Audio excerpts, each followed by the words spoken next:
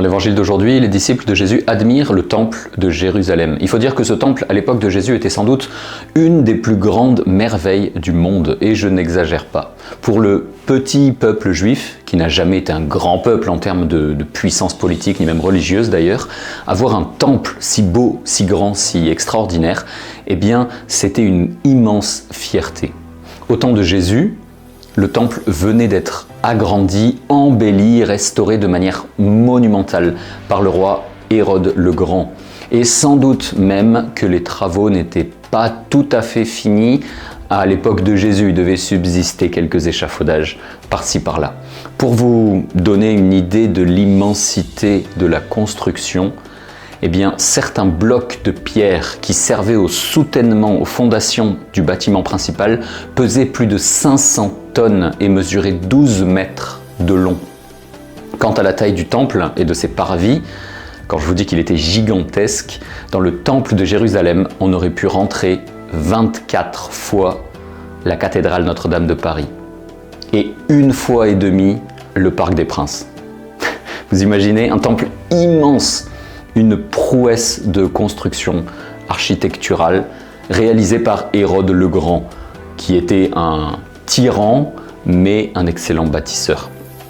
On comprend que les apôtres, donc les disciples de Jésus, s'extasient devant la majestuosité de ce temple. Mais Jésus va leur dire « Ce que vous contemplez, des jours viendront où il n'en restera pas pierre sur pierre. Tout sera détruit. » Déjà, historiquement, Jésus a raison. Jésus prophétise une réalité historique puisque 40 ans plus tard, donc en l'an 70, on est en l'an 30, plus 40 ça fait 70, le temple va effectivement être détruit par Titus, le fils de l'empereur romain de l'époque, donc l'empereur Vespasien, peu importe, après un siège horrible de la ville de Jérusalem. Et depuis cette époque, donc depuis l'an 70 de notre ère, le temple ne sera jamais reconstruit. Il n'en restera que ce que nous appelons aujourd'hui le fameux mur des lamentations. Et le culte du temple, les prières, les sacrifices d'animaux, les pèlerinages, etc., seront définitivement arrêtés à partir de cette époque-là. Bon, mais vous vous doutez bien que Jésus ne fait pas que prophétiser une réalité historique. Le sens de son enseignement est beaucoup plus profond. Ce que vous contemplez, dit Jésus, des jours viendront où il n'en restera pas pierre sur pierre. Tout sera détruit. Jésus veut élever nos regards des choses de la terre aux choses du ciel. Jésus veut nous entraîner à arrêter de nous complaire seulement dans les beautés passagères de la terre, mais à désirer la beauté éternelle du ciel. Jésus n'est pas en train de dire que la beauté des choses de la terre n'a aucun intérêt. Quand vous lisez l'Ancien Testament, par exemple, moi j'ai été frappé par le fait que Dieu lui-même met un soin particulier à ce que l'arche d'alliance, donc le coffre qui renferme les tables de la loi, eh bien, qu'elle soit construite de manière belle, harmonieuse, avec des matériaux nobles. Et c'est Dieu lui-même qui l'exige par l'intermédiaire de Moïse. Puis pareil pour le temple de Jérusalem, qui d'ailleurs aura les mêmes proportions que l'arche d'alliance. C'est intéressant.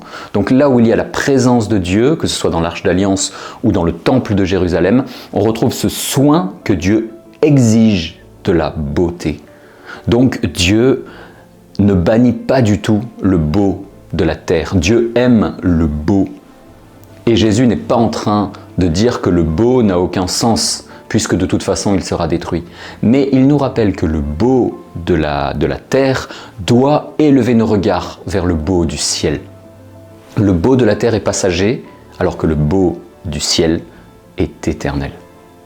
Et d'ailleurs, puisque je parle du beau, c'est une petite parenthèse, Saint Jean-Paul II en 1999 a écrit une lettre aux artistes dans laquelle il va écrire, je le cite, donc l'artiste, dit Jean-Paul II, est incité à regarder tout le créé avec les yeux capables de contempler et remercier en élevant vers Dieu son hymne de louange. C'est seulement ainsi qu'il peut se comprendre lui-même en profondeur et comprendre sa vocation et sa mission. Fin de la citation. Donc, l'artiste, quel que soit son art, a une mission d'élever vers Dieu son hymne de louange, dit Jean-Paul II. La mission de l'artiste, élever et faire élever les yeux vers Dieu. Voilà, Bon, j'arrête là ma petite parenthèse sur le beau et la mission des artistes. Et je reviens à l'évangile.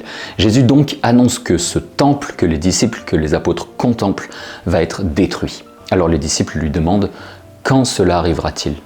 Quel sera le signe que cela est sur le point d'arriver ?» La question des disciples porte sur le quand et sur le comment.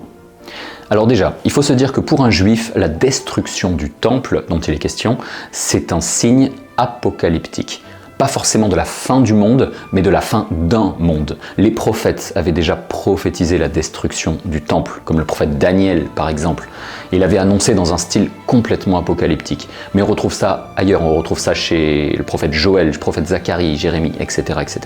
Donc, les disciples, alors que Jésus parle de la destruction du temple de Jérusalem, comprennent tout de suite qu'il leur parle d'un tournant décisif, irréversible de l'histoire, de la fin d'un temps ancien et de l'avènement d'un temps nouveau.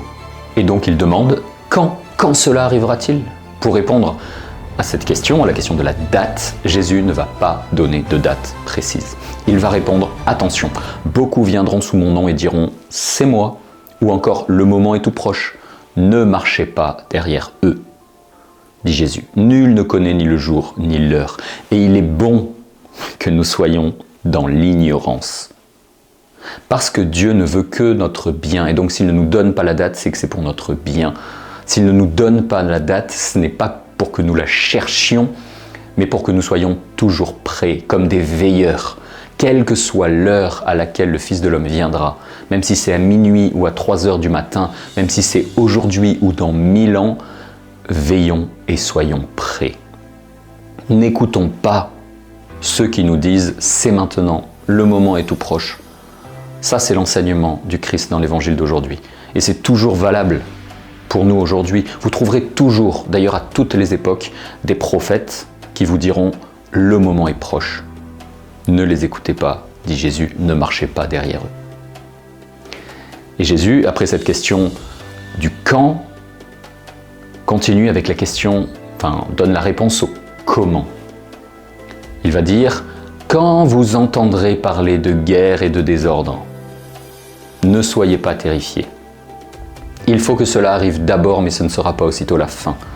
On se dressera nation contre nation, royaume contre royaume. Il y aura de grands tremblements de terre et en divers lieux, des famines et des épidémies.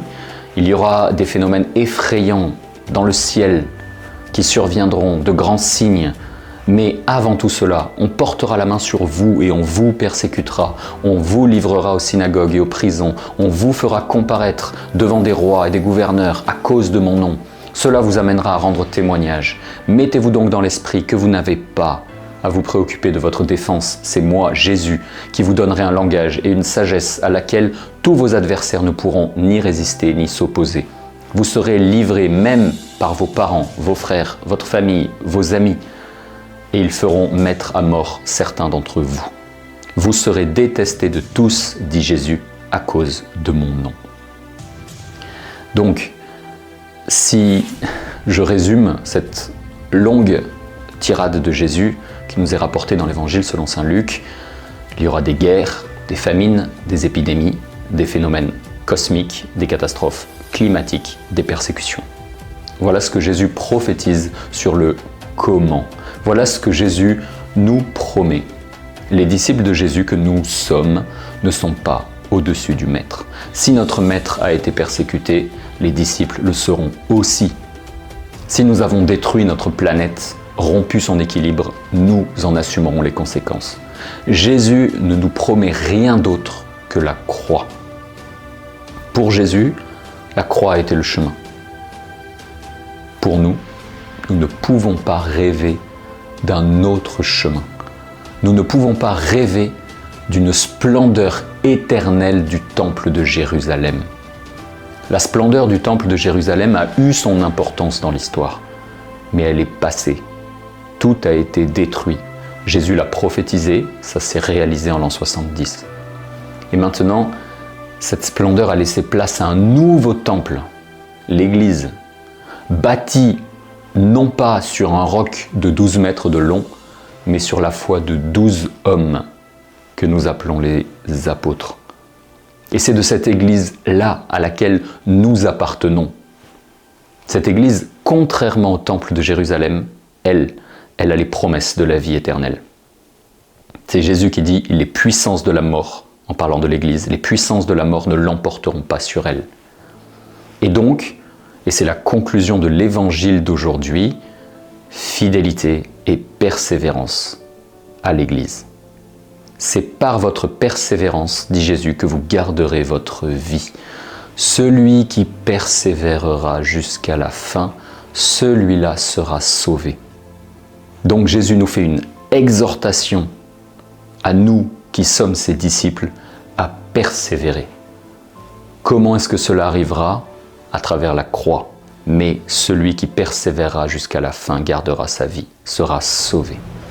Demandons cette grâce aujourd'hui de la persévérance et que notre âme puisse être le reflet spirituel de la splendeur matérielle du temple de Jérusalem.